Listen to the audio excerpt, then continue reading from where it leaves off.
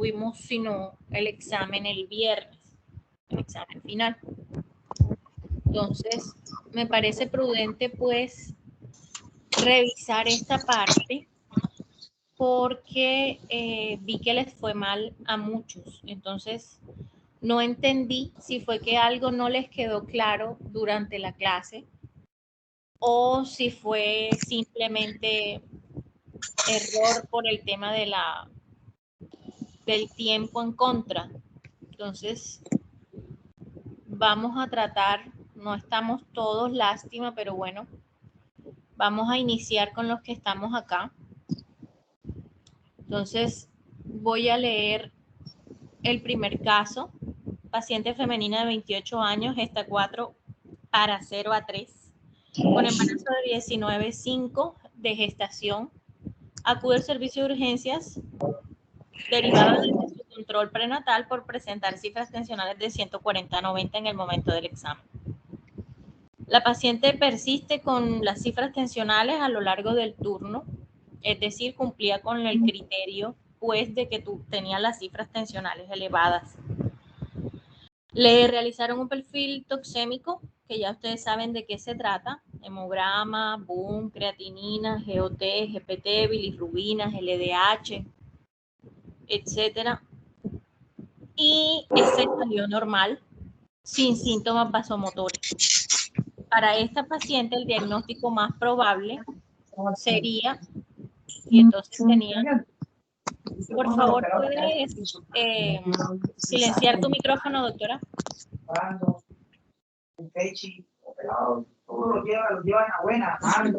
Doctor Oscar, por favor, silencias tu micrófono, gracias. Entonces, dentro de los distractores tenían hipertensión transitoria, preeclampsia grave, preeclampsia leve y preeclampsia crónica. Si vamos uno por uno,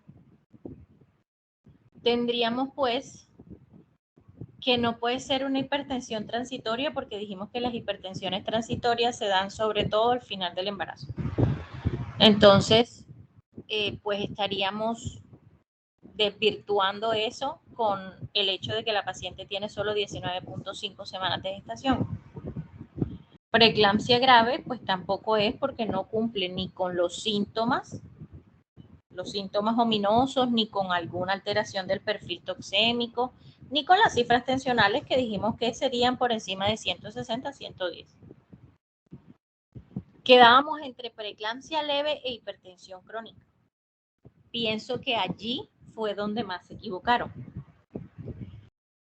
Recuerden que hablamos de que siempre hay una preeclampsia por encima de la semana 20 de la gestación, ¿verdad? Eso dijimos en el tema cuando estábamos viendo preeclampsia.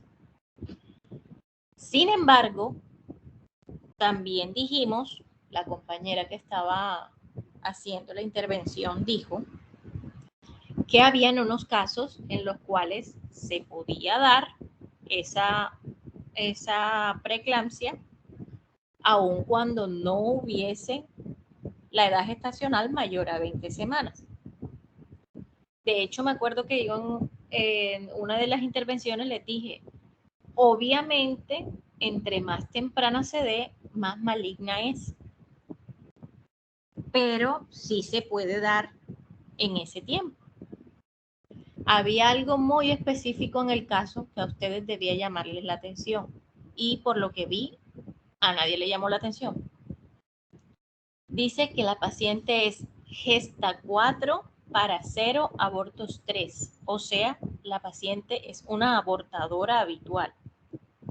Si ella es una abortadora habitual, cuando hablamos del tema de aborto, quiero que tengan claro que no podemos separar una cosa de la otra.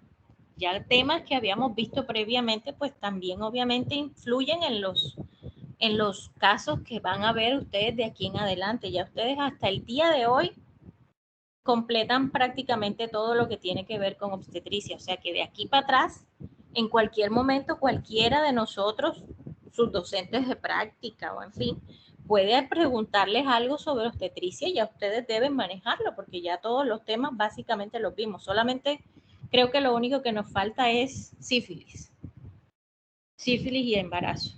De resto, todo lo demás ya lo vimos, porque a partir del día de mañana empezamos con los temas de ginecología. O sea que en ese orden de ideas ya ustedes ya tienen todas las bases para batear de jonrón todo lo que se les hable de obstetricia, porque pues lo tienen fresco. Entonces, si esa paciente es una abortadora habitual, y dentro de lo que dijimos cuando hablábamos de aborto habitual, dijimos que lo más probable es que esa paciente abortadora habitual tenga patologías de base como un síndrome antifosfolípido o una enfermedad reumatoidea, hablamos de artritis y todas esas cosas.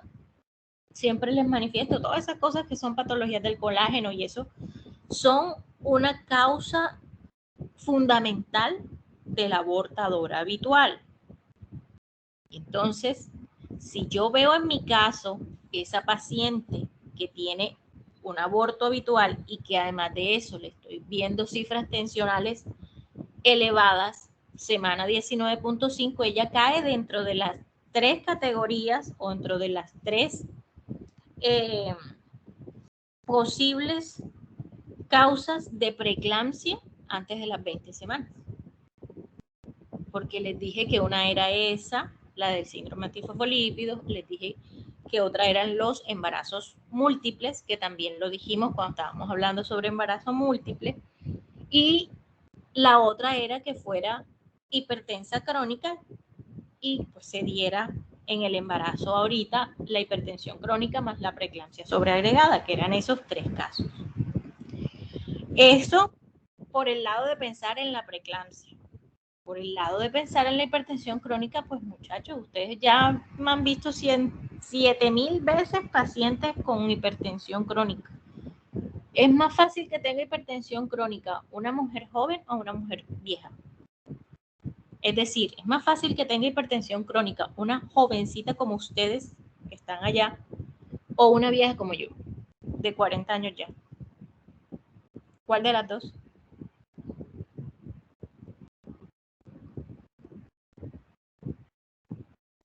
Hello. Profe, una mujer joven. Una mujer vieja. Joven. Una mujer vieja, en ese caso. Pero, o sea, si la pregunta es que si la hipertensión es más frecuente en... O sea, según lo que usted dijo, doctora, es más probable que una mujer mayor tenga hipertensión en comparación con una mujer joven. Eso sí, una paciente ya añosa ya... Es obvio. Es más probable que tenga hipertensión. Es muy probable que entre la doctora Andrea, que debe tener por ahí 20 años, 25 años, y yo, que tengo 40 años, la que sufra de hipertensión crónica sea yo, no ella. Su paciente tenía 28 años. Entonces lo más probable es que lo de ella no fuera una hipertensión crónica, máxime cuando ya sé que es una abortadora habitual, porque ya me lo dijeron en el caso. Entonces es una cosa como de que tengo que saber que se da a partir de las 20 semanas de gestación, pero también tengo que saber que toda regla tiene su excepción, en todos los casos, siempre, en todo momento. Toda regla tiene su excepción y la excepción para el caso de la preeclampsia eran esos 3 casitos. Entonces, ahí no sé por qué se embolataron, si eso lo dijimos y lo hablamos clarito. Por eso, la respuesta, chicos, era esa.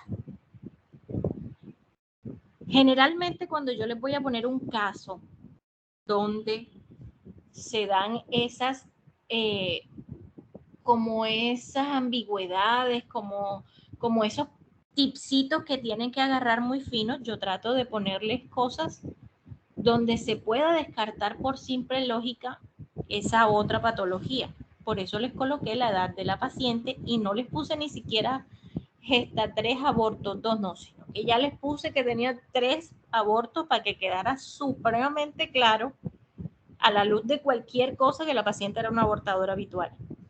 Para que no hubiera razonamiento a dudas que que era un abortador habitual. Entonces, deben evaluar el contexto de todo, porque por lo general todo lo que yo le estoy dando dentro de ese caso tiene que ver con la respuesta de la pregunta.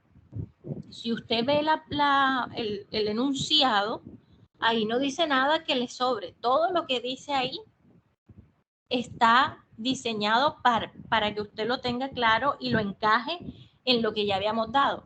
Ejemplo, le digo que ella viene derivada del control prenatal. No se lo digo por decirle cualquier cosa, no. Se lo digo para que usted sepa que ya la paciente vino y le habían tomado la presión y que pasaron las 4 horas correspondientes para volverle a tomar la presión y que se seguía con las cifras tensionales elevadas. ¿Sí me entienden?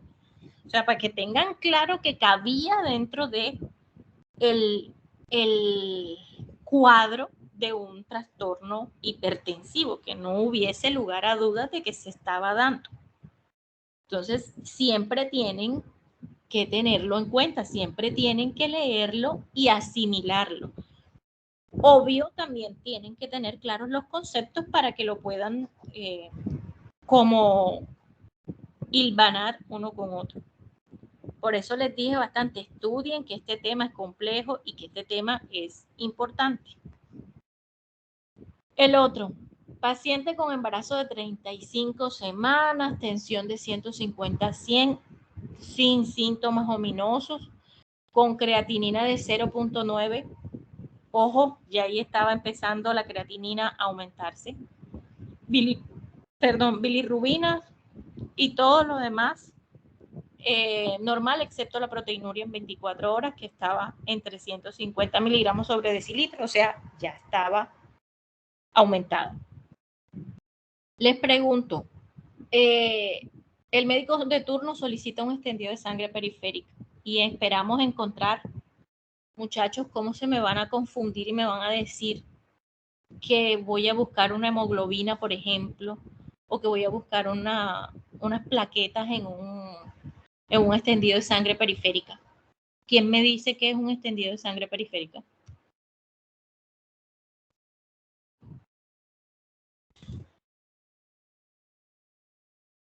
Chicos.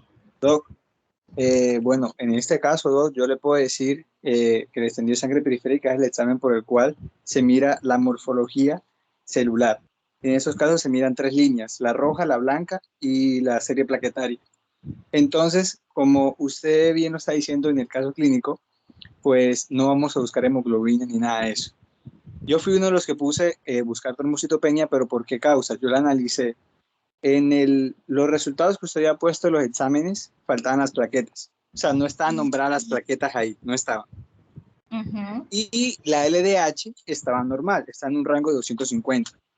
Y según la literatura, para pensar en una posible complicación, la LDH tiene una implicancia en morfología celular tipo esferocitosis, que es mayor de 600.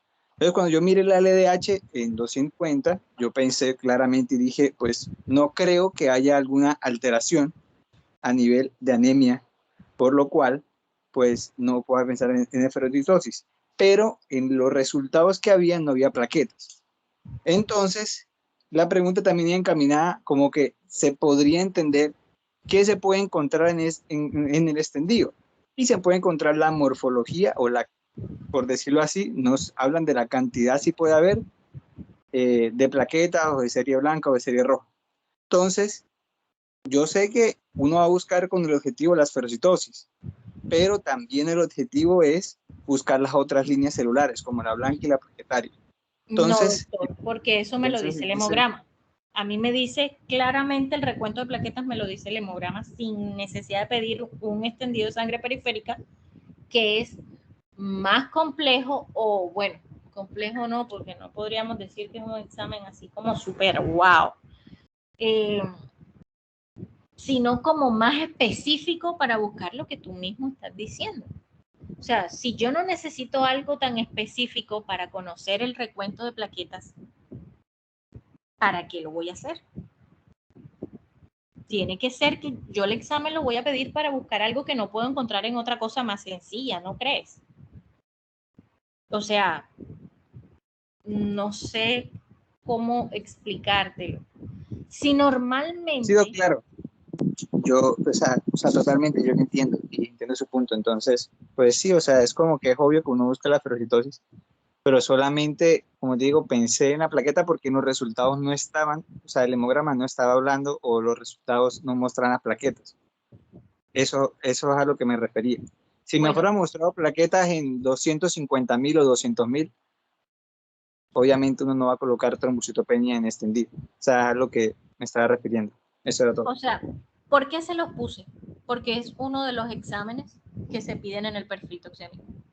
Y precisamente cuando uno lee el tema, ahí sale qué es lo que uno va a buscar en el extendido de sangre periférica.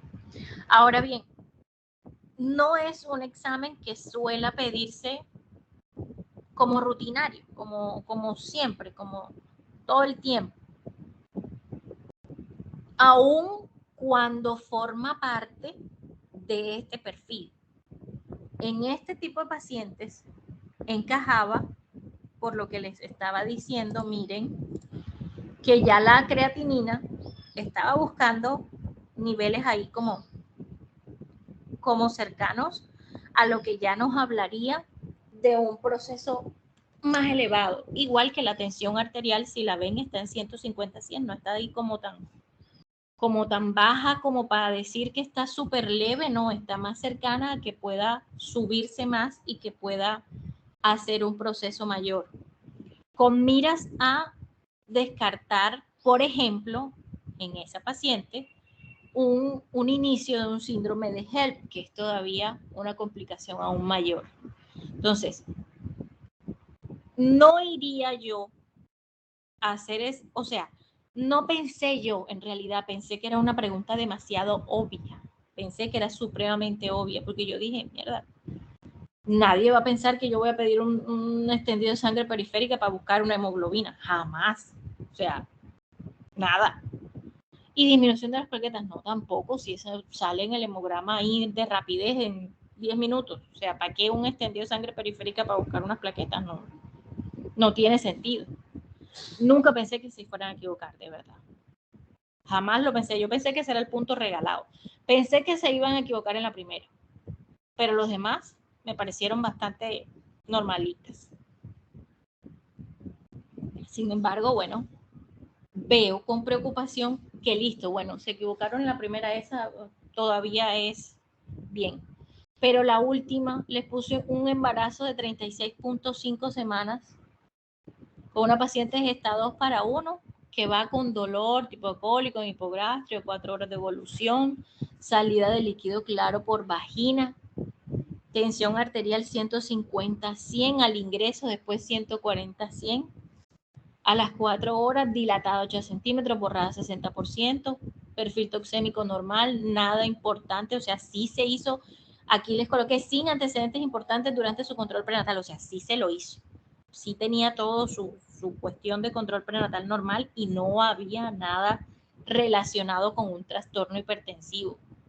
Miércoles, ¿y cómo me van a salir con que van a poner preeclampsia?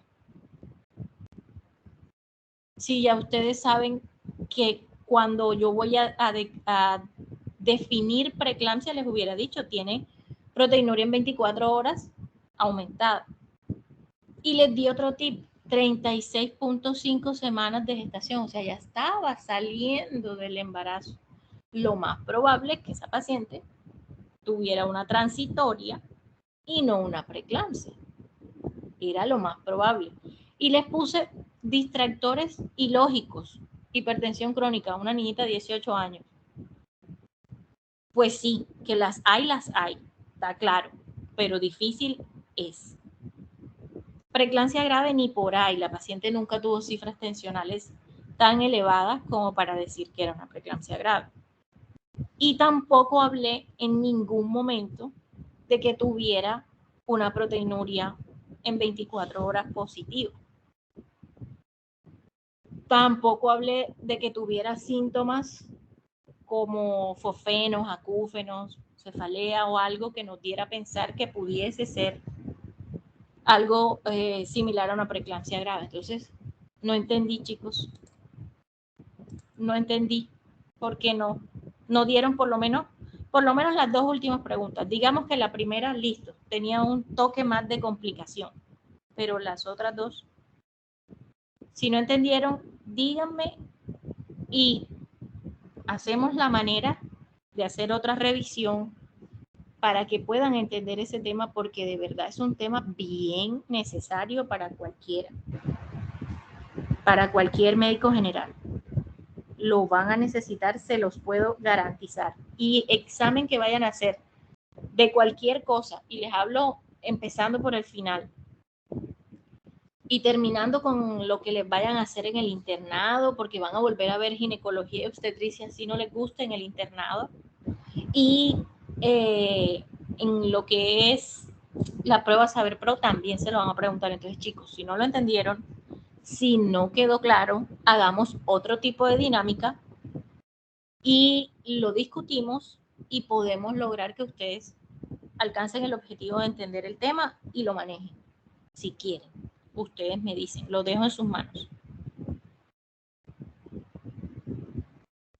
Se ponen de acuerdo, hablan con la doctora Eileen y yo con mucho gusto trato de dar una estrategia y le buscamos el espacio para que lo podamos hacer.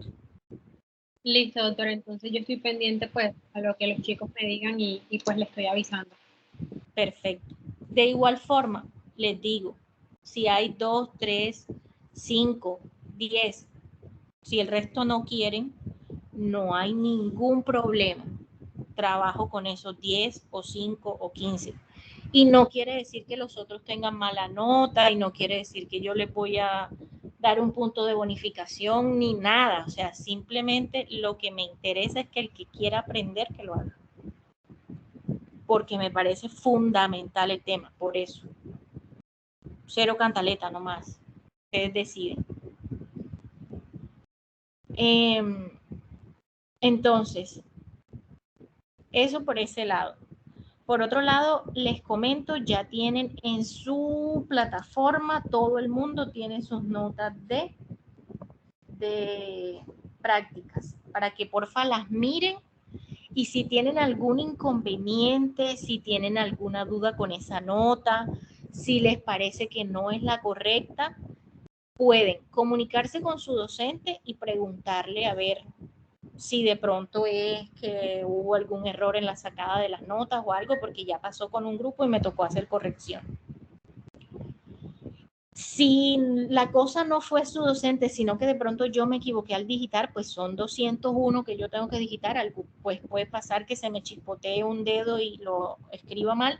Me escriben que yo con gusto reviso la planilla de su docente y lo corrijo lo que haya que corregir de una.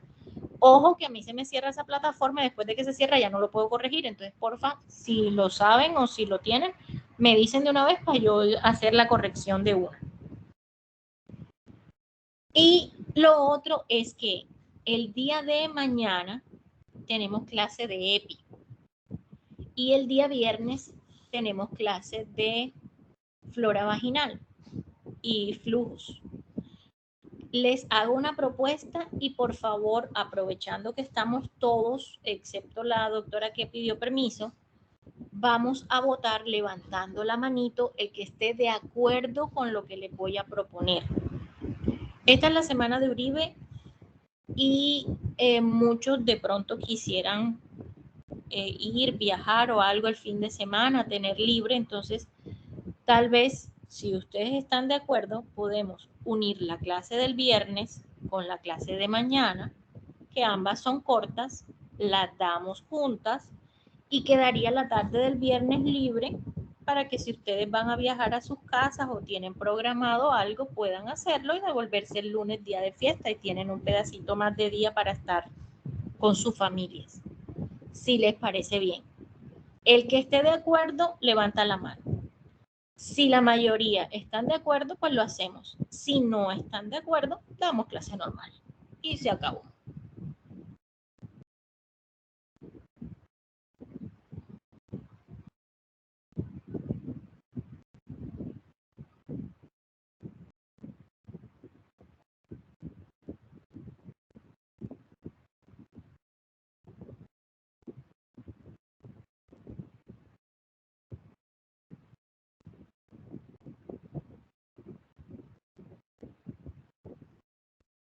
Bueno, hasta aquí 37 han levantado la manito.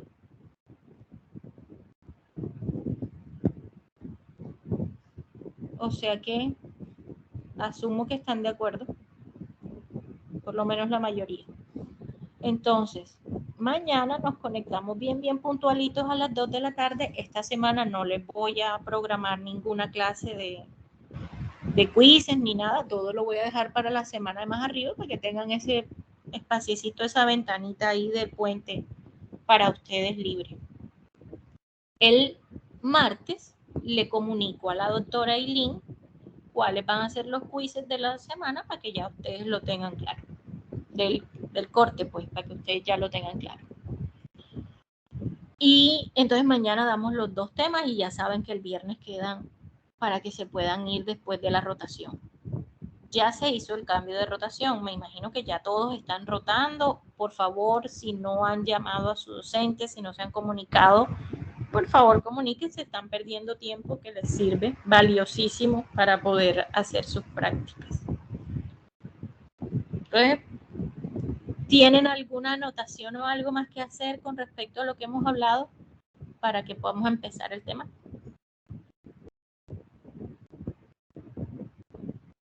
No, doctora, yo creo que ya todo está claro. Lo único que quedaría pendiente pues es los que quieren pues, dar la clase, pero pues más tarde hablo con el grupo y le aviso. Bueno, listo, vale. Entonces, vamos a empezar. Borrón y cuenta nueva. Entonces empecemos con la doctora Salcedo, por favor. Hoy no creo que vayan a alcanzar a pasar todos los del grupo, chicos. Creo que con 2 personas que pasen estaba más que bien. La doctora Salcedo y la doctora Valentina Vargas. Bueno, buenas tardes. Mi grupo está formado por Jennifer Salas, Henry Vargas, Valentina Vargas, Camila Vidal y mi persona Norely Salcedo. Y el día de hoy traemos el tema de las enfermedades renales en el embarazo. Entonces, Jennifer, siguiente. Primero, pues tenemos que hablar de las generalidades de los cambios fisiológicos que se presentan en la gestación. Y estos cambios se van a presentar en el aparato urinario, van a ser de 2 tipos, estructural y de tipo funcional. Entonces, los estructurales vamos a ver los cambios anatómicos, que aquí vamos a encontrar que va a existir un aumento del tamaño renal. Este va a ser aproximadamente de 1 a 1.5 centímetros y va a ser en sentido longitudinal. Y este se va a dar por la elevación del volumen vascular renal y también se va a dar por la expansión del espacio intersticial. También vamos a encontrar ciertos cambios morfológicos que se van a presentar más tempranos, en donde vamos a encontrar el sistema colector, que ahí se va a observar una dilatación en los cálices, en la pelvis renal y en los uréteres. Y esta dilatación se va a manifestar en el primer trimestre del embarazo. También vamos a encontrar el hidrouréter fisiológico, que este se va a caracterizar porque va a haber un aumento en el diámetro inferior del uréter y este se va a acompañar por una hipotonía y por una hipomotilidad de los músculos. Y este va a afectar a lo que vendría siendo la pelvis renal y la porción superior de los uréteres, que va a estar por encima del estrecho pélvico superior. Y esto va a afectar más que todo va a ser como más intenso en el uréter derecho. El volumen de los uréteres en el embarazo puede aumentar hasta 25 veces y puede retener la orina hasta 300 mililitros. Entonces vamos a tener que estas modificaciones en el tracto urinario pues también va a tener ciertas consecuencias, como por ejemplo el tracto urinario dilatado, que este puede contener más volumen de orina, y esto sería como un factor de error para tomar ciertas muestras urinarias. Y también se ha demostrado que se puede presentar el reflujo vésico ureteral, que esto va a favorecer a la proliferación bacteriana y por ende a la aparición de las infecciones urinarias. Siguiente. Ahora ya hablando de los cambios funcionales, vamos a tener la hemodinamia renal.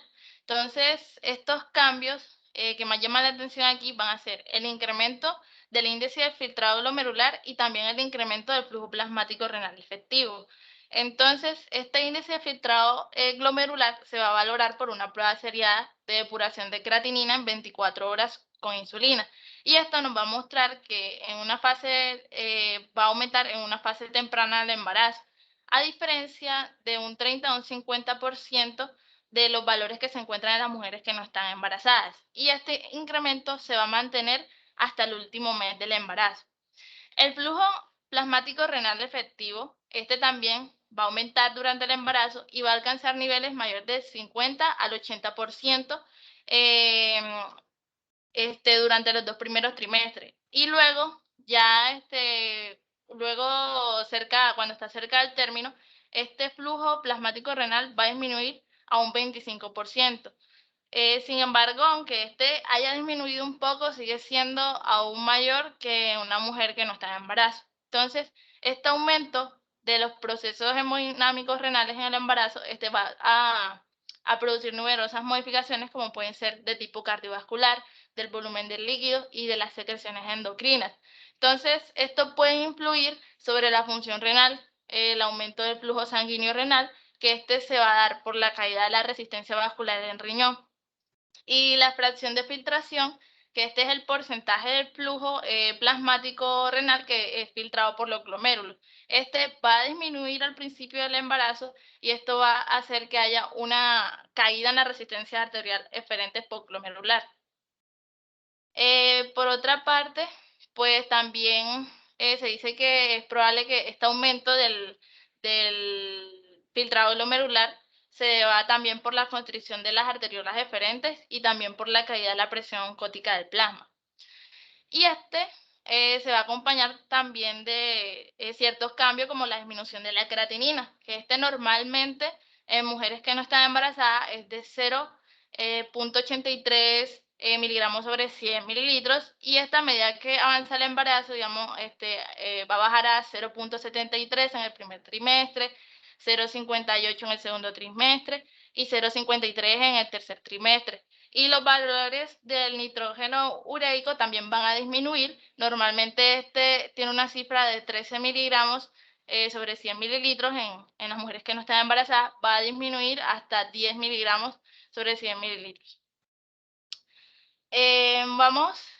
Ya hablando de la función tubular renal, aquí vamos a encontrar el ácido úrico, que normalmente en el embarazo va a inducir a la aparición de una hipouricemia. Esta se va a dar desde la 8ª semana del embarazo, y las concentraciones de las concentraciones plasmáticas van a disminuir un 25%. Y ya hablando de su depuración, va a aumentar hasta aproximadamente de 12 a 20 mililitros por minuto en el embarazo. En el manejo renal de la glucosa, pues vamos a tener que el embarazo se va a asociar con una glucosuria, porque va a haber una incapacidad en algunas mujeres que no van a poder aumentar la reabsorción de la glucosa, y también va a haber un aumento de la filtración de la glucosa. Entonces, se ha dicho que la glucosuria gestacional es consecuencia también del aumento del filtrado glomerular, y porque estas mujeres tienen un umbral máximo tubular está reducido el máximo tubular para la glucosa. La reabsorción de los aminoácidos, vamos a tener que en el embarazo va a ocurrir una aminoaciduria, entonces va a haber una excreción de muchos aminoácidos, van a estar aumentadas, pero va a haber disminución de los valores plasmáticos. Esta excreción no va a ser uniforme. ¿Por qué? Porque algunos van a aumentar, algunos van a disminuir, o incluso algunos aminoácidos van a quedar igual. Entonces, se va a observar un incremento en la excreción de la glicina, de la treonina, de la serina y la ananina en un estado temprano del embarazo. Por el contrario, los valores urinarios aumentados van a estar la cistina, la taurina, la tirosina y la leucina, entre otras, que va a aumentar durante la primera mitad del embarazo y luego van a comenzar a disminuir. Y la excreción urinaria de la aspargina, el ácido glutámico y la arginina, estos no van a variar durante el embarazo. Entonces, se dice que estos aminoácidos excretados durante el embarazo pueden alcanzar un valor de 2 gramos al día, y esto se podría decir que es un factor para que haya una mayor susceptibilidad para que se presenten las infecciones en las vías urinarias. La regulación renal del equilibrio ácido-base en el embarazo, va a estar alterado en el embarazo. Se va a asociar con una alcalosis respiratoria, que va a comenzar al principio de la gestación y luego va a continuar hasta el término. Entonces, se va a encontrar que la presión parcial del dióxido de carbono va a disminuir de 40 milímetros de mercurio a 30. Y que las embarazadas van a tener un pH arterial de 7.42 a 7.44, comparando con la cifra de las mujeres que no están embarazadas, que normalmente es de 7.38 a 7.40. Se dice que esta alcalosis sigue el efecto de la progesterona elevada, y esto va a producir una hiperventilación. Entonces, las mujeres embarazadas van a ser más propensas a adquirir una acidosis severa por cetoacidosis o una acidosis láctica, porque su capacidad de buffer o su capacidad de amortiguador total va a estar disminuida porque hay bajos niveles de bicarbonato. Entonces, bicarbonato plasmático va a estar disminuido, va a disminuir a 18 o a 20 miliequivalentes litros, en comparación con 24 a 28, que estas son las cifras de las mujeres que no están embarazadas. Sobre el calcio y el fósforo, pues el máximo tubular del fosfato se encuentra normal, pero en el calcio sí la reabsorción va a ser alta, entonces va a haber un aumento de la calciuria. En la secreción del potasio, pues en el embarazo se va a mostrar una acumulación que va a ser de 350 miliequivalentes de potasio. Y hablando de la función osmorreguladora y el transporte renal de agua, pues al principio del embarazo esta osmolaridad del plasma va a disminuir a un valor de 8 y de 10 mínimos por kilogramo, por debajo de la cifra de la mujer que no está en embarazo. Entonces, esta disminución comienza en la concepción, y esta va a ser más significativa durante la 5ª semana de gestación. Y luego va a alcanzar un punto bajo en la 10ª semana. Y así va a ir disminuyendo hasta el término de la gestación. Entonces, este descenso podría explicar la mayor parte por la disminución también del sodio plasmático y de aniones. Entonces, esta gestación se va a caracterizar por una reducción verdadera de la osmolaridad plasmática efectiva. Y vamos a encontrar los cambios según la posición. Entonces, la gestante, cuando se encuentra en posición de cúbito lateral, va a responder a las sobrecargas de agua y va a diluir la orina de una forma normal. Pero si esta está en decúbito supino o se encuentra en bipedestación, estas posiciones van a reducir el flujo urinario. Siguiente. Bueno, en la homeostasia volumétrica vamos a encontrar las alteraciones del volumen de los líquidos. Sabemos que el embarazo se va a caracterizar porque va a haber una acumulación de más de 7 litros de líquidos, y esto no van a ser almacenados solo en el producto de la concepción, sino que también en ciertos compartimientos celular, plasmático y el compartimento intracelular de la madre. Entonces, esto da lugar a lo que vendría siendo la hipervolemia fisiológica materna, en donde se van a encontrar ciertos receptores del volumen que están en la mujer embarazada, y hacen que esto lo muestren como un fenómeno normal. El manejo renal del sodio, se ha mostrado que la mujer embarazada a lo largo de la gestación va a tener 950 miligramos de sodio, y que este es un balance positivo porque diariamente la mujer va a acumular de 3 a 4 miliequivalentes al día. Entonces, el transporte renal del sodio va a representar un principal determinante para el equilibrio del volumen, y esto es necesario para poder considerar los cambios hemodinámicos y los cambios humorales que se pueden presentar en el embarazo normal. ¿Qué factores van a hacer que aumente la excreción renal de sodio? Entonces va a tener la filtración glomerular, que este aumento de la filtración va a hacer que la carga filtrada de sodio sea más de 5.000 mil equivalentes por día. Entonces también va a haber un incremento paralelo en la reabsorción tubular, y este es indispensable pues para poder prevenir pérdidas masivas de sodio. También tenemos los factores hormonales, que está la progesterona, que este es un factor hormonal muy importante porque tiende a aumentar la excreción de sodio durante el embarazo. Entonces, esta hormona va a ser secretada por la placenta y va a circular en concentraciones elevadas en los últimos trimestres.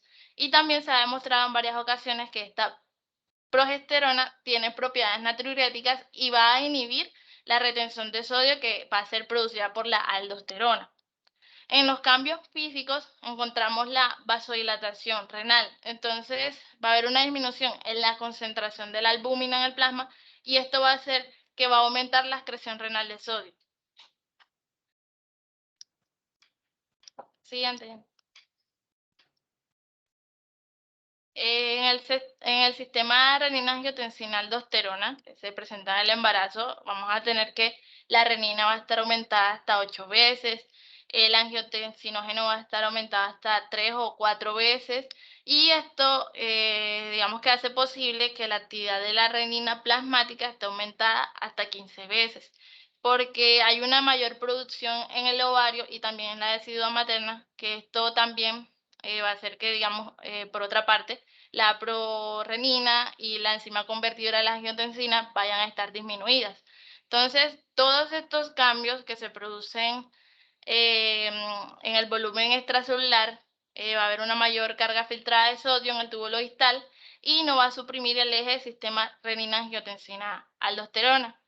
La angiotensina 2, ella va a incrementar la síntesis de progesterona y de prostaglandinas, y va a hacer que aumente el flujo plasmático renal. Entonces, la angiotensina 2, a nivel de la circulación renal y a nivel de la circulación placentaria, no va a tener algún efecto vasoconstrictor.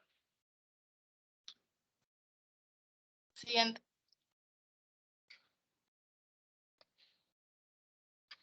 Bueno, ya hablando de la etiología de las enfermedades, vamos a encontrar que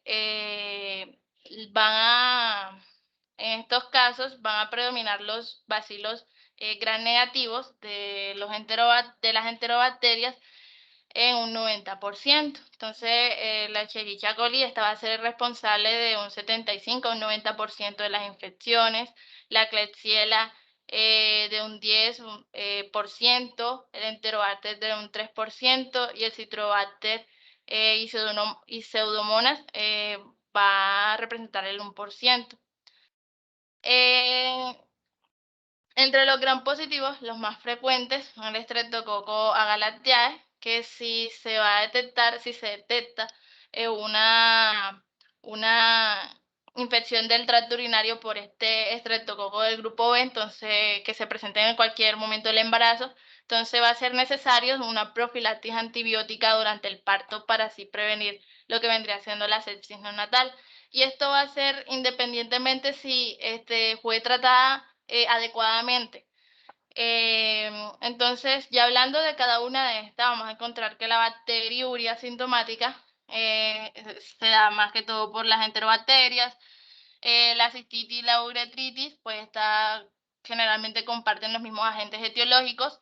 La pielonefritis aguda, encontramos que la Escherichia coli esta va a predominar, y sí, de un 70 a un 80%. La Klebsiella, la neumonía y el Proteus van a aparecer con menos frecuencia, pero estos van a jugar un papel importante en los casos de las pielonefritis recurrentes. En la nefrolitiasis aguda, pues encontramos que se han propuesto dos teorías. La teoría nuclear, que esta nos dice que la orina está concentrada o está sobresaturada de ciertos cristales que van a favorecer el crecimiento del cálculo. Y la segunda teoría es la teoría del inhibidor de los cristales, que esta se basa en la baja concentración de los inhibidores naturales como los citratos y las glucoproteínas.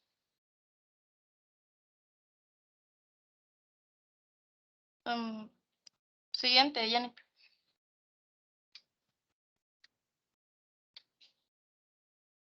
Bueno, y hablando de la clínica, aquí la podemos compararla entre las patologías. Aquí encontramos la bacteriuria sintomática, que esta pues no va a presentar signos ni síntomas, no va a haber un cuadro que nos vaya a decir que... Un segundo. Perdón.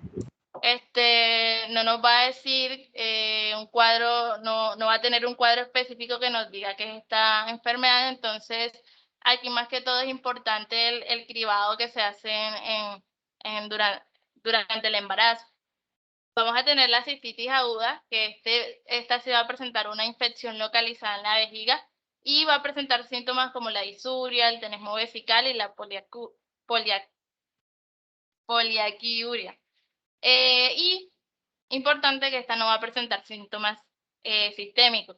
En el caso de la pielonefritis aguda, pues esta infección va a ascender a los riñones. Entonces aquí sí van a cambiar las manifestaciones porque va a haber fiebre, malestar general, náuseas, vómitos, dolores en los flancos y también una hipersensibilidad costovertebral. Entonces también se dice que puede existir piuria, pero en el caso de la hematuria es infrecuente. Como decía, al contrario de la cistitis, aquí sí va a presentar síntomas sistémicos, como podrían ser el shock, anemia, la insuficiencia renal y también pueden presentarse abscesos renales. La uretritis, pues aquí va a presentar una disuria recurrente, una piuria estéril, la poliaquiuria, fiebre y escalofríos, secreción vaginal abundante, un dolor abdominal, también puede presentar náusea y vómitos. Y en la nefrolitiasis aguda, pues podía presentarse la hematuria macro o la hematuria microscópica y trastornos del vaciamiento obstructivo. Siguiente, Yannick. Permíteme un segundito, está aquí, doctora, por favor. Qué pena. Bueno, chicos, miren, los trastornos o las infecciones de vías urinarias en el embarazo son pan de cada día. Yo me atrevería a decir que de 10 embarazadas que van a ver, 9 tienen una infección o tuvieron una infección durante la gestación de vías urinarias. De cualquier tipo, sea alta o sea baja. Obvio, la más frecuente es la baja. Casi siempre la bacteriuria sintomática. Tenemos que para ello pues existen varios factores. El primer factor es que las que nos embarazamos somos las mujeres. Ya ustedes saben que por anatomía tenemos una uretra más corta, está muy cercana del ano y está muy cercana de la vagina, lo cual la hace susceptible a que por vía ascendente pues se dé todo lo que tiene que ver con la contaminación de la vía urinaria. Eso lo sabemos y aplica para cualquiera de nosotras sin necesidad de estar embarazada.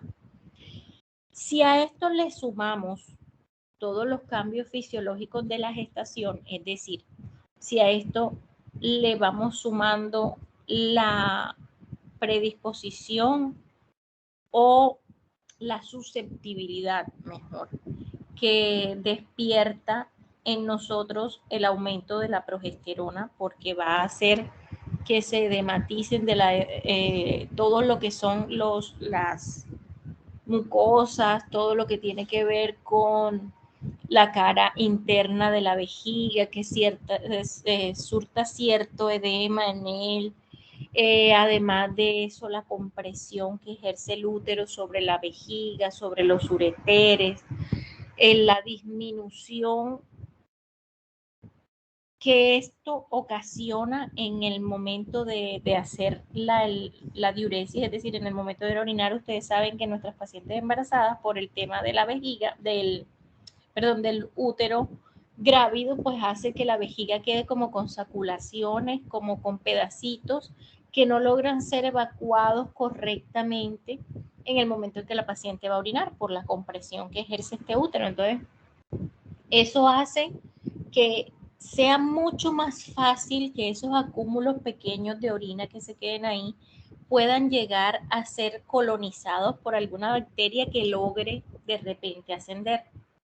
Como si esto no fuera poco, pues también saben lo que hace estas mismas hormonas sobre el colon, que lo enlentece, todo lo que ya vimos durante las clases previas, donde dijimos que las heces se compactan, que la paciente empieza a sufrir de estreñimiento. Entonces, así como tiene la susceptibilidad por la vía ascendente, pues también tiene la susceptibilidad por la contigüidad del colon con la vejiga y este éxtasis de las heces allí, que permiten que pueda haber el paso de algunas bacterias de allí hacia el otro lado y colonicen también para generar la infección. Entonces, todo este tipo de cosas, todo lo que ya la compañera habló, etcétera, etcétera, la hace que ella tenga un riesgo aún más elevado de padecer estas infecciones de vías urinarias, lo que se transforma en que nosotros vamos a tener que enfrentarnos a ellas muy, muy frecuentemente y necesitamos conocerlas y necesitamos darles el manejo apropiado. Entonces, ¿cuáles van a ser los tipos de infección urinaria que vamos a encontrar? Pues los mismos que encontramos en cualquier cristiano. Va a ser exactamente lo mismo y va a ser la misma Escherichia coli, que es la principal causa de infecciones de vías urinarias en cualquier otra persona, también lo va a hacer para las embarazadas.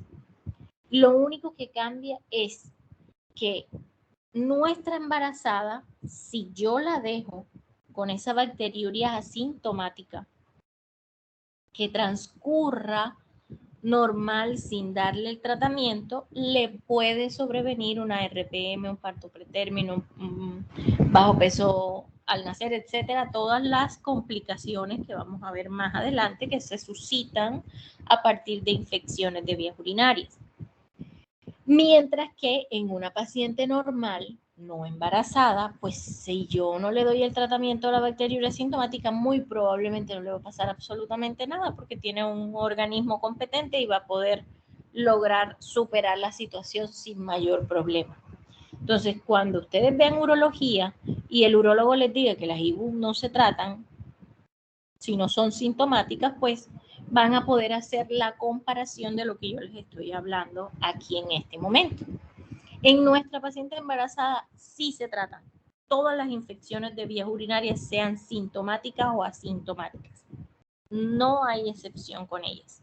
Y se tratan como puede ser por vía oral o se puede ser por vía intravenosa, dependiendo del caso, dependiendo de cuál sea el tipo de la infección de vías urinarias, pero siempre se debe recibir tratamiento. ¿Qué otra cosa deben saber? Deben saber que es imperativo que una vez yo como médico hice el diagnóstico, coloqué el tratamiento, debo hacer un seguimiento, porque todos sabemos que el tratamiento que vamos a dar de entrada es empírico. Es un tratamiento que nosotros vamos a ajustar dependiendo, uno, de la clínica o dos, del reporte del urocultivo. Entonces, hasta aquí las cosas. ¿Qué vamos o con qué nos vamos a enfrentar? Los 4 tipos básicamente que nos están mencionando aquí. Casi siempre lo que más vemos es la bacteriuria asintomática o la pielonefritis. Esto de la cistitis, la uretritis es menos frecuente, aunque sí, claro, sí se puede dar. Ya ustedes saben cuál es la principal característica de cada una de ellas. La bacteriuria asintomática, pues obvio que su nombre lo indica, que es asintomática, pero tiene un urocultivo positivo. La cistitis, que ya ustedes saben, tenesmo, disuria, pero todo el asunto de la sintomatología es netamente localizado en el tracto urinario inferior. Ya cuando hablamos de que esta sintomatología se acompaña de otras cosas que ya son sistémicas, como por ejemplo sería la fiebre, como por ejemplo sería la taquicardia, o el dolor a nivel lumbar, pues ya eso estaría más a favor de que estamos enfrente de una pielonefritis aguda. Esto yo pienso que no es nada nuevo, ustedes ya todos lo han visto, hasta aquí lo que hemos hablado, yo pienso que todos lo han visto, porque pues lo vieron en Medicina Eterna y aquí al principio del semestre pues vimos los cambios fisiológicos y estas cosas. Entonces pues es algo que no es nuevo y que no es difícil, es común. ¿Dónde está el chiste de que veamos esto para el tema de la embarazada? En que sepas que tienes que dar tratamiento a una bacteriuria asintomática, 1, y 2, ¿cuál tratamiento vas a dar sin miedo ante una paciente embarazada? ¿Por qué digo sin miedo? Porque la mayor parte de las veces les da pánico ponerle el antibiótico porque no saben la categoría del antibiótico, no saben si se puede o no se puede usar durante la gestación o en qué trimestre de la gestación pudiese estar contraindicado su uso. Entonces, por eso, mi objetivo principal es que nos llevemos claro que todas las infecciones de vías urinarias, cualquiera que sea, en la embarazada se tratan. Y 2, que nos llevemos un espectro de antibióticos que podemos utilizar cada vez que nos enfrentemos a nuestra paciente embarazada sin ningún temor. Entonces, eso es básicamente el objetivo de esta charla para mí, porque lo otro es, pues es demasiado obvio, es algo que ya ustedes saben, que ya a estas alturas pues yo no se lo puedo venir a enseñar porque ya ustedes lo saben hace mucho tiempo. Entonces vamos, doctora, gracias, vamos a continuar con tu compañera, por favor. Bueno, entonces... ¿Hasta aquí algún tipo de duda? ¿O alguna pregunta, algún aporte, algo específico? ¿Nada? Vale. Continúa, doctora, por favor. Bueno, entonces en cuanto a lo que es el diagnóstico, en cuanto a la bacteriuria asintomática, pues vamos a realizar un urocultivo cuantitativo por medio de pues la técnica de chorro medio, obviamente pues con la previa asepsia. Entonces si tenemos un urocultivo con más de 100.000 unidades formadoras de colonia, lo vamos a considerar positivo y este va a tener un valor predictivo positivo de un 80% y puede aumentar a un 95% tras la toma de más de 2 pruebas consecutivas. En cuanto a lo que es la cistitis y la uretritis, pues vamos a tener en cuenta lo que es la clínica, el urocultivo con más de 100.000 unidades formadoras de colonia y también pues en el uroanálisis podemos encontrar lo que son bacterias, leucocitos de más de 10 cruces por campo, también puede estar presentes eritrocitos. En cuanto a lo que es la pielonefritis, pues también debemos tener en cuenta la clínica, sobre todo lo que es el dolor lumbar, el urocultivo de más de 100.000 unidades formadoras de colonias, hacer el hemocultivo al ingreso y a las 48 horas de evolución y pues como tal en el 95% de los casos va a mostrar unas bacterias que van a ser sensibles al tratamiento empírico. También pues en el caso de las pacientes que tienen episodios recurrentes de pielonefritis, la ecografía nos puede mostrar una pelvis dilatada, unos cálculos renales y también si esta tiene alteraciones anatómicas como lo que es la duplicación ureteral. En cuanto a la nefrolitiasis, podemos pues tener en cuenta lo que es la clínica, la hematuria, ya que ya puede ser macroscópica o microscópica. Aquí nos va a servir mucho lo que es la ultrasonografía renal, que va a ser la más sensible, lo que es el Doppler a color, va a tener una sensibilidad del 100%. Siguiente.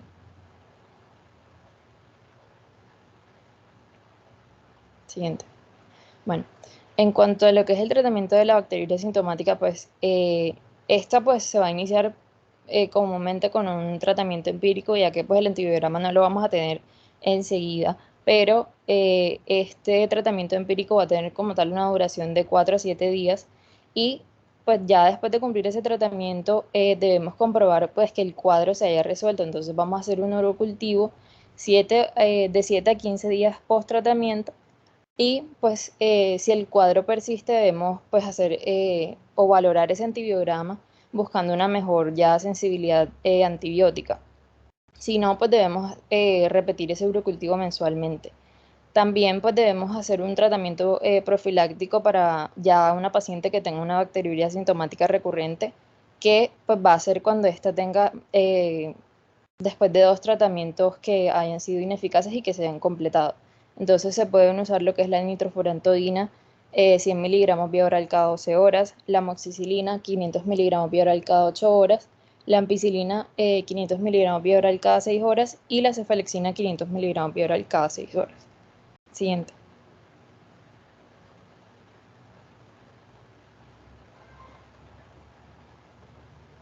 Siguiente.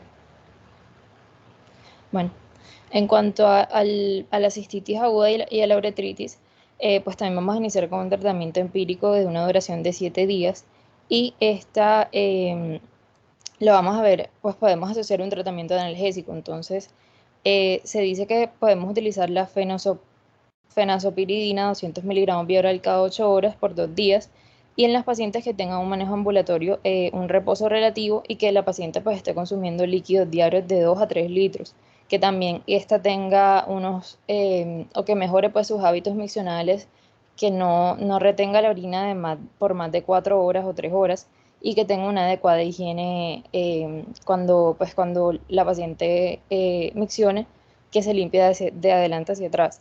También, pues si la paciente tiene alguna vaginitis, esta también debe tratarse. Y pues también vamos a hacer el urocultivo ya después del tratamiento, de 7 a 15 días después del tratamiento para ver si ya se resolvió el cuadro. Entonces, pues lo que podemos utilizar es la nitrofurantoína, 100 miligramos vía oral cada 12 horas, la amoxicilina, la ampicilina, la amoxicilina clavulanato 500 miligramos vía oral cada 8 horas y el trimetoprim sulfametaxol, pero este va a ser exclusivo en el segundo trimestre, ya que pues este es teratogénico y puede pues dar malformaciones como pues también como defectos del cierre del tubo neural en lo que es el primer trimestre. Siguiente.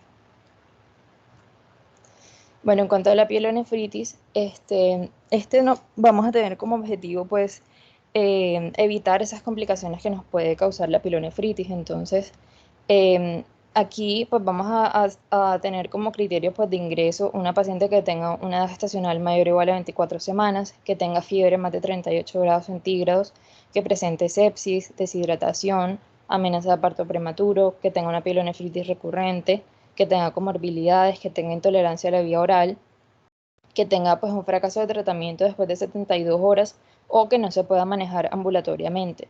Entonces, en cuanto a lo que es el manejo ambulatorio, vamos a utilizar, si tenemos un antibiograma, el antibiótico de menor espectro, si no, pues vamos a hacer un tratamiento empírico, que va a ser pues con cefuroxina 250 miligramos cada 12 horas vía oral o cefixima 400 miligramos cada día vía oral. Ya después de que se resuelve ese cuadro febril, después de 48 a 72 horas, se recomienda pues el cambio del antibiótico oral hasta completar 14 días de tratamiento. Entonces se sugiere la cefalexina 500 miligramos vía oral cada 6 horas o amoxicilina 500 miligramos vía oral cada 8 horas. Siguiente. En cuanto a lo que es el manejo intrahospitalario, pues aquí vamos a tener muy en cuenta lo que es la hidratación junto con ese tratamiento antibiótico parenteral. Entonces, se va a manejar por un esquema de que en el primer día vamos a hacer una fluidoterapia de 150 mililitros por hora con una solución salina de 500 mililitros en 6 horas con una destroza del 5% de 500 mililitros en 8 horas. El segundo día, una fluidoterapia de 100 mililitros por hora, una solución salina de 500 mililitros en 8 horas con una dextrosa del 5% en 500 mililitros en 12 horas. Y también, pues obviamente, pues junto con el tratamiento antibiótico, monitorizar esos signos vitales y la diuresis. Entonces aquí podemos utilizar lo que es la ceftriaxona, 1 o 2 gramos intravenoso cada 12 horas, ampicilina más gentamicina, 1 gramo intravenoso cada 8 horas, más 160 miligramos intramuscular cada día. Y cefazolina más gentamicina, 1 a 2 gramos intravenoso cada 8 horas, más 160 miligramos intramuscular cada día. Entonces, también pues debemos tener en cuenta que si estamos sospechando sepsis o que pues tenga microorganismos multiresistentes o que también la paciente tenga una sonda ya por un tiempo prolongado, debemos hacer una antibiótico-terapia pues de amplio espectro que cubra las pseudomonas aeruginosas, como lo que es la ceftazidima, 1 gramo cada 8 horas intravenoso, o amicacina, 15 miligramos por kilogramo cada 24 horas. Y pues las pacientes que tengan cultivos previos por Enterococcus fecalis, añadir lo que es ampicilina, 1 gramo cada 6 horas intravenoso, o vancomicina, 1 gramo cada 12 horas intravenoso. Entonces pasa. Bueno, en cuanto a lo que es la nefrolitiasis, pues aquí vamos a manejar como tal un tratamiento conservador y un tratamiento activo. Entonces, ¿por qué conservador? Porque pues en la mayoría de los casos podemos expulsar espontáneamente esos cálculos. Entonces, aquí también en lo que es el tratamiento activo, este nos va a servir más que todo también para controlar lo que es el dolor y la hidratación. Y pues obviamente en conjunto con antibióticos si la paciente tiene infección. Entonces, en lo que es el tratamiento conservador, vamos a iniciar con la ingesta de líquidos de 2 a 3 litros diarios, pero pues si la paciente no tolera vía oral, hacer su administración pues por manera intravenosa. ¿Para qué esto? Pues para, como tal, para elevar esa diuresis, para aumentar ese flujo de orina, pues como tal, en todo el sistema urinario, y también pues incrementar esa expulsión espontánea del cálculo. Pues para el tratamiento del dolor, podemos utilizar lo que es el acetaminofén con codeína, evitar como tal ese uso de prolongado de los AINES, porque como sabemos, estos pueden asociarse con lo que es el oligohidramnios y también con el cierre prematuro del ductus arterioso en lo que es el tercer trimestre. Y pues si la paciente, pues como si no tolera vía oral, podemos utilizar lo que es la morfina o meperidina, que pues van a ser efectivas aquí durante el embarazo. También pues debemos estar alertas a lo que sean signos de obstrucción, como lo que es la hidronefrosis, si la paciente tiene urosepticemia o tenga ya daño de la función renal, que nos van a hacer implementar ese tratamiento activo. Pasa. Entonces, en ese tratamiento activo pues va a consistir en lo que es el catéter de nefrostomía percutánea, una ureteroscopia o el catéter WJ, que pues también está en la nefrostomía percutánea. Entonces aquí vamos a necesitar como tal una asesoría del ginecólogo, obviamente del urólogo, de un anestesiólogo y también pues de un radiólogo intervencionista, ya que aquí pues vamos a necesitar la guía mediante ultrasonografía y también por fluoroscopía. Entonces esto nos va a ayudar como tal pues a desobstruir si tiene la vía pues obstruida, y también para ver como tal cómo está la vía urinaria de la paciente. Si se dificulta como tal esa colocación del catéter, podemos utilizar esa nefrostomía percutánea, y otra opción sería lo que es la nefrostomía abierta, pero ya esta como es ya muy invasiva, pues no se usa, y pues como estas técnicas son de invasión mínima, es mejor, pero igualmente van a tener complicaciones, porque por ejemplo, o sea, si tenemos lo que es la nefrostomía y tenemos problemas con las ondas, o sea, podemos ocasionar hemorragias, dolor, entonces vamos a necesitar también lo que es la ayuda de los analgésicos. Bueno, entonces, en cuanto a lo que es esa ureteroscopía, vamos a utilizarla con... pasa, por favor. Que aquí está la imagen de la ureteroscopía. Entonces vamos a utilizarla con láser o con canastillas para, como tal, hacer esa litotripsia, que es esa destrucción de los cálculos. Anda, lo pasaste.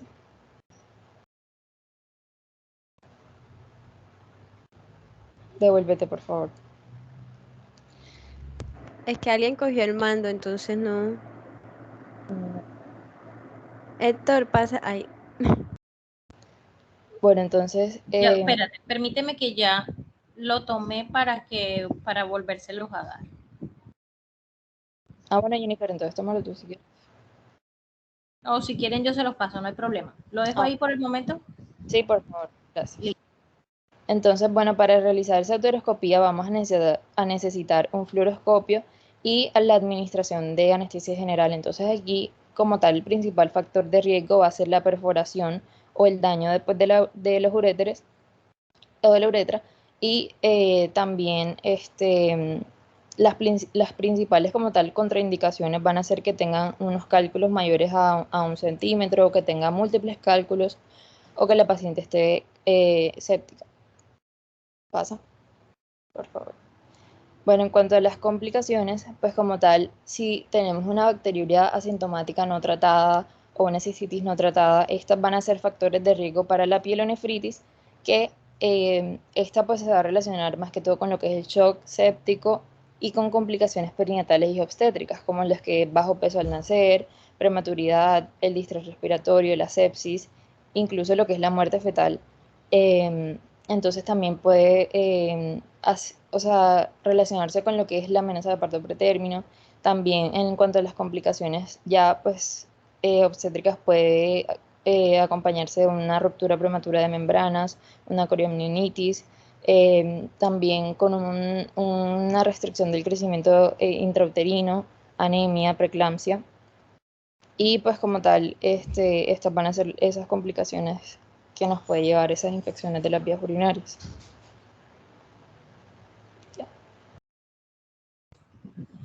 Bueno, miren chicos, entonces, la clave para el diagnóstico en toda paciente embarazada va a ser el urocultivo, todas, sin excepciones.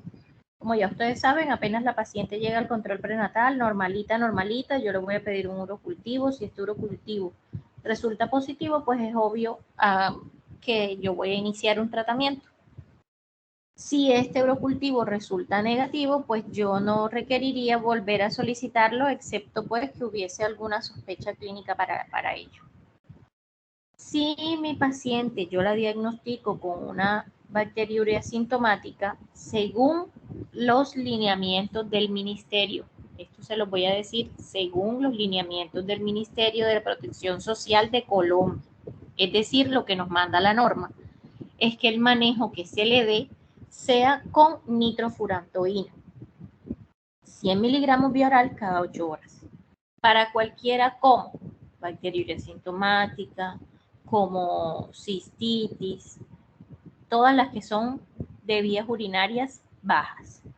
Obviamente, pues, eso yo lo voy a hacer si el urocultivo me avala, porque si yo estoy tratando una bacteriuria, una bacteriuria asintomática y me dice que es resistente a la nitrofurantoína, pues obvio no voy a ponerle la nitrofurantoína, porque lo que debo hacer en ese caso es diligenciar en mi historia clínica que el resultado de ese examen dice que es resistente y que por ende no puedo utilizarlo y lo voy a cambiar por alguna otra alternativa. Puedo utilizar cefalexina, amoxicilina, ampicilina solita, puedo usarlo. Nitrofurantoína. Cualquiera de esas cosas yo la puedo utilizar normalmente durante el embarazo, en cualquiera de sus trimestres, obvio si mi paciente no es alérgica a ninguna de ellas, lógicamente, y en las concentraciones adecuadas para cumplir con el criterio que yo requiero, que es mantener a mi paciente, lógicamente, sin infección o matar la infección. Si yo tengo mi paciente con la bacteriuria sintomática, llegué, le puse su tratamiento con la nitrofurantoína, ella lo terminó su medicación, lo que yo debo hacer es repetirle un urocultivo, así como nos mencionaron las compañeras, entre 8 y 15 días después de haber terminado el medicamento. Por lo general, yo que les digo, a los 8 días. A los 8 días de haber terminado las pastillas, debe tomarse la muestra para ese urocultivo nuevamente. Si ya ella llega con un reporte negativo, pues quiere decir que ya se curó, no pasa nada, seguimos nuestro control prenatal normalito. Si esa paciente, por el contrario, vuelve a llegar con ese urocultivo positivo, pues entonces ya sabemos que tenemos que recurrir a otra clase de antibióticos. Lógico, ya en ese momento vamos a tener en la mano el nuevo urocultivo y vamos a ver cuáles son los medicamentos que para ella o para esa infección pues están indicados.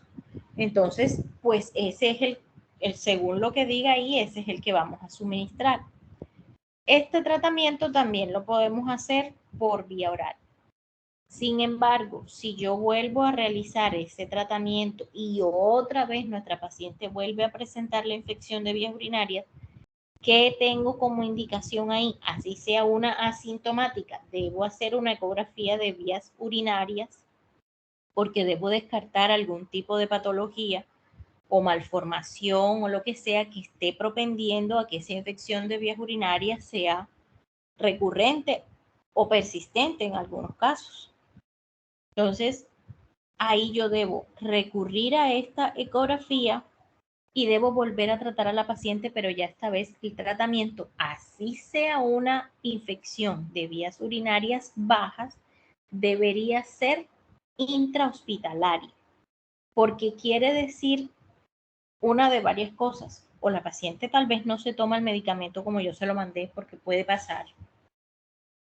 O de repente los medicamentos por vía oral que tenemos a disposición pues no son lo suficientes como para dar un buen tratamiento a la paciente.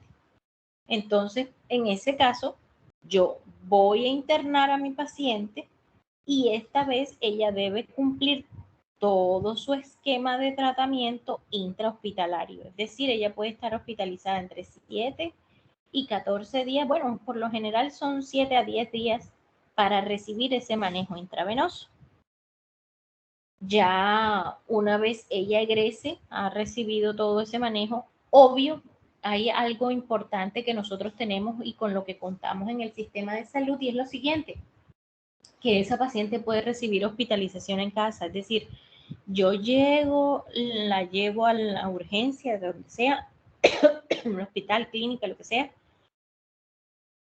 ya ella llega con su urocultivo, con todas sus cuestiones, yo le hago sus exámenes de ingreso pertinentes y le solicito a la EPS que la hospitalice, pero que la hospitalice en su casa. Entonces a ella le hacen llegar todos los días en el horario previsto una enfermera y un médico que le evoluciona diariamente para que le vayan dando su medicación como debe ser, acorde, todo lo en las horas y todo, como si estuviera hospitalizada, solamente que pues por ser una paciente que de repente en ese momento no represente mucho riesgo, pues lo hacen en su casa.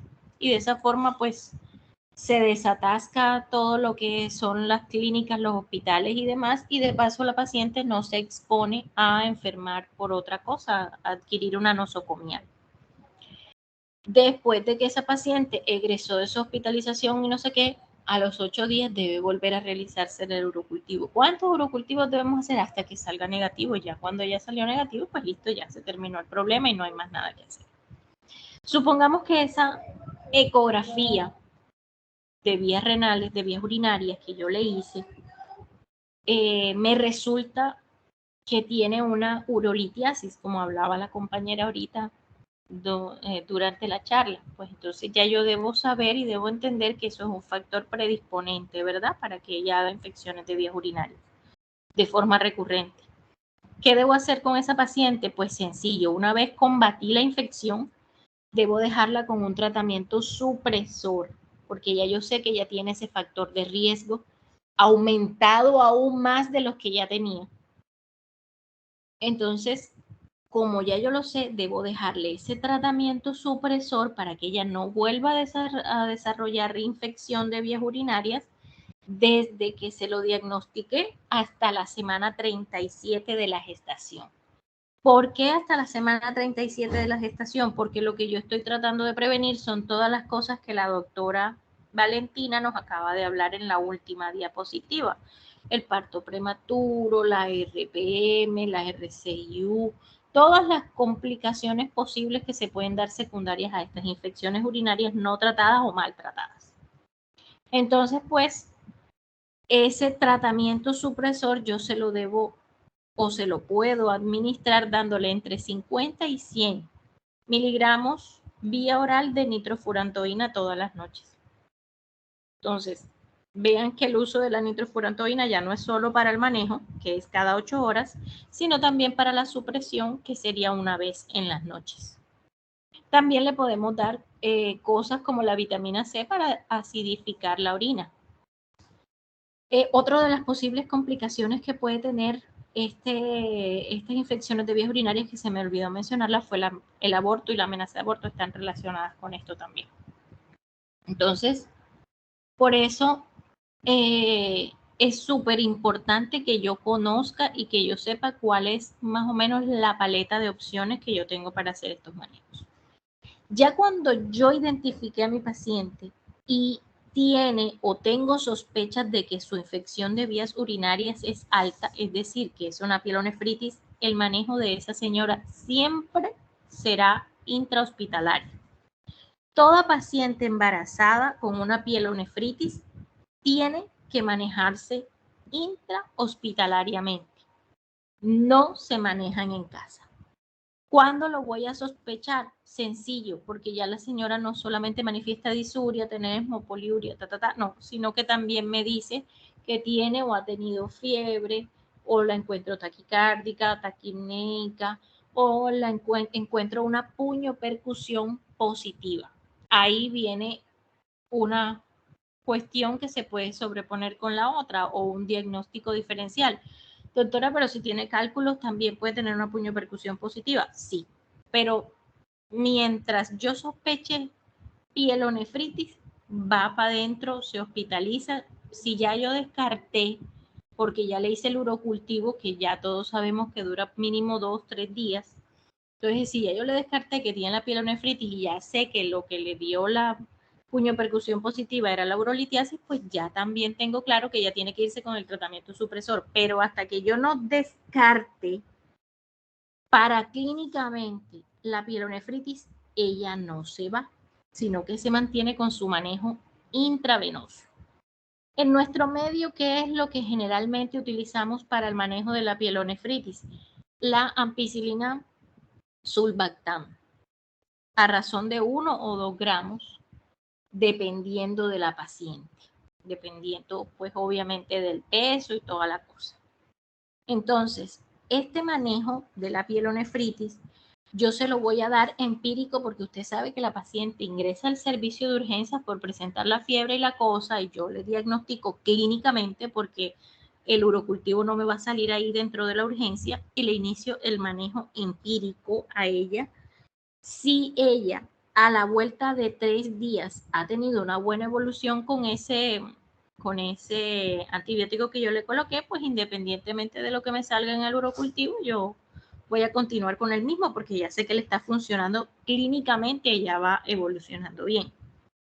Si llega el urocultivo a los 2 días, 3 días y me está mostrando que está haciendo resistencia a lo que yo estoy utilizando y la paciente evidentemente en la clínica no ha evolucionado bien, pues se hace el cambio del antibiótico y se utiliza pues lo que nos sugieran ahí en el urocultivo. Ella debe permanecer hospitalizada entre 10 y 14 días dependiendo de la severidad. Claro está, hay algunas pacientes que uno les diagnostica la pielonefritis, que las maneja y se comportan muy bien y al cuarto día pues uno pudiese pensar en egresarla con manejo vía oral o con manejo hospitalización en casa, sí puede pasar. Depende, claro, de la evolución de la enfermedad, depende también de qué tanta accesibilidad tenga la paciente a los servicios de salud y todas estas cosas que también juegan un papel importante en el momento de yo decidir si se va o no se va a la casa. ¿Por qué toda embarazada con pielonefritis o con sospecha de pielonefritis debe ser hospitalizada? Porque nuestra paciente es muy susceptible a hacer una urosepsis. Las pacientes embarazadas tienen esa fascinación por ese tipo de infecciones derivadas de las vías urinarias a nivel hemático. Entonces, pues al tener esa susceptibilidad, tenemos la obligación de hacer un manejo más agresivo que en otro tipo de pacientes. Recuerden que hablamos que nuestra paciente embarazada tiene una tolerancia inmunológica que en algunos momentos la deja mal parada ante algunas cosas. Entonces, pues básicamente ese es el motivo por el cual siempre la vamos a hospitalizar. Algo que se me escape, a alguien que pregunte algo o que tenga algún aporte, de pronto algo que se me haya olvidado mencionar o se nos haya olvidado mencionar.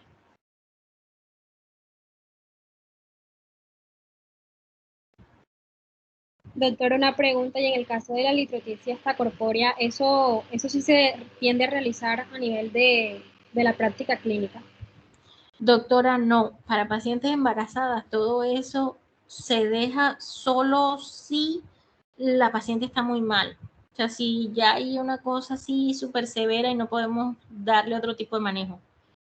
Normalmente a las pacientes embarazadas el manejo es sintomático y con lo que te hablé con respecto a la supresión para evitar las infecciones de vías urinarias hasta que ella pare. Ya cuando ella pare, el urólogo se encarga de mirar si le hace, qué le hace. Pero en el tema de las embarazadas, todo lo que es invasivo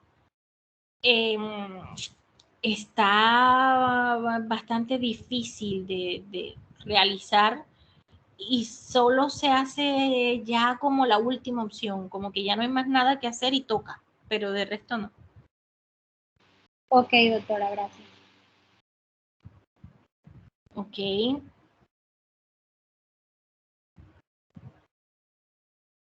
¿Alguien más?